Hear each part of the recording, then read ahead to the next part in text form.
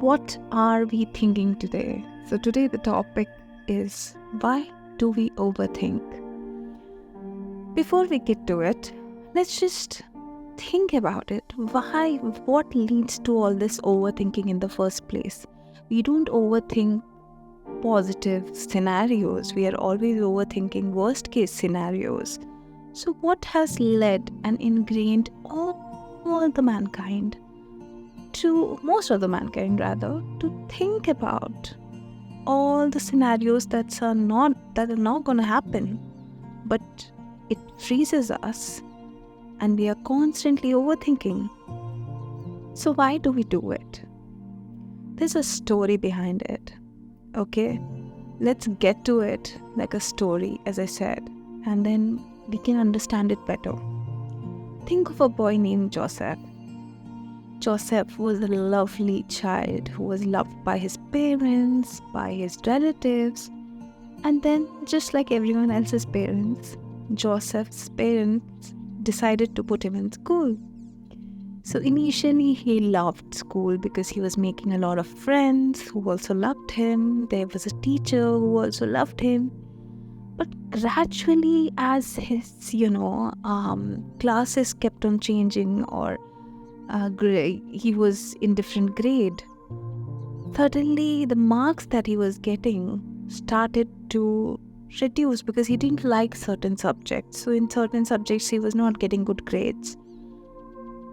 What happened was the teacher stopped giving him the attention which the teacher used to give earlier, and he took it upon himself that he is unlovable because he's not getting good grades in those subjects, and he started to punish himself for it by hating himself. The same Joseph who always felt that he is loved suddenly started to feel unloved, and he learned how to unlove himself, because the same marks were shown to the parents and their face also fell, and looking at their faces, he completely attached his self-worth to marks.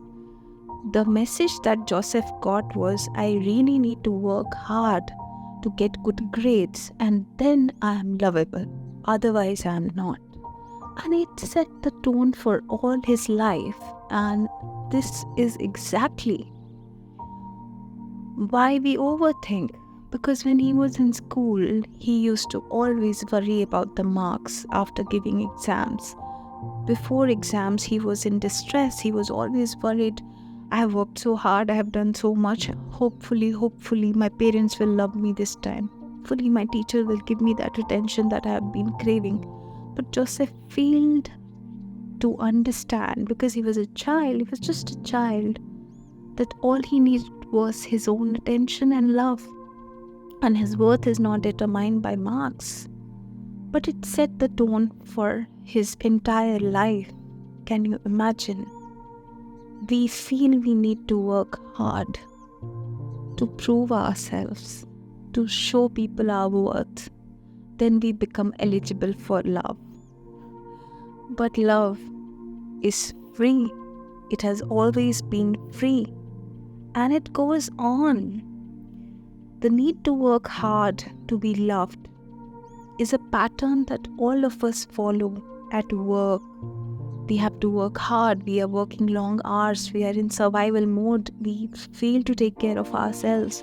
Then we are frustrated too.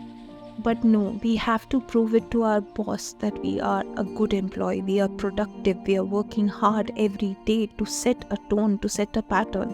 We fail to realize it's just a transactional business. I am giving my productivity and certain hours, and I'm getting paid for it. Like everyone else. By working extremely hard, it's not that I'm going to get more money. It definitely, being sincere is one thing. But losing your sleep over work, to working extra hours, to working in environment which are toxic because they do not let you prioritize your mental health. How is it defining your worth? Nobody is questioning that, and that needs to be questioned. The need for external validation, where we base our lack of self-love, which was taught to us in school, that where we stop loving ourselves and always felt unworthiness, unworthy. It is a cycle that has continued, and that's why we keep on thinking worst case scenarios and always living in fear of not doing the job properly, fear of not being the perfect person in a relationship, fear of not executing the job perfectly. It is like we're chasing perfection, and our childhood has set the tone. 100 out of 100 is achievement. 99, why did we lose one mark? 56, oh my god, out of 100, we can't even imagine, we are just average. So everyone wants to be extraordinary, and we are struggling, we are fighting, we are running in a rat race which has no end. We fail to realize that our ordinary is what makes us extraordinary. All of us are unique. All of us are special in our own ways. We feel the same emotions. We are here to experience all the emotions. They are here to experience life. They are not here to run a rat race. They are not here to just get on top of each other and put each other down. No, we are not here for all those things. And what we think matters, where we give our attention to matters, because it sets the tone for rest of our lives. And that's why it becomes very important. What are we thinking? And how are we thinking about ourselves? How do we perceive ourselves? Because our perception of self is way, way more important than we think. We are the main character of our story. There's no one else who's more important. No celebrity, no one else.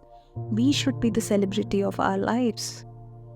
And in this podcast, that's exactly what I'm going to cover. I'm going to ensure, and that's my promise to you, whenever this ends or in this journey, I am going to be that teacher who teaches you how to become that celebrity of your life that the society has ensured that you do not become. And I'm going to put all of you to the best of my ability in thriving mode and take you out of survival mode.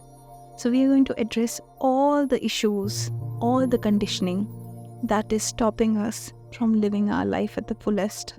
Because in my podcast, we don't have interviews. I'm here just for my listeners. I'm not here to interview anyone else. My listeners are my guests, and this is how we set the tone, and this is what I believe. I'm here to uplift, and hopefully I'm going to change a few lives to an extent, and that is more than enough for me. So, welcome to the podcast, and let's set the ball rolling. I think let's begin.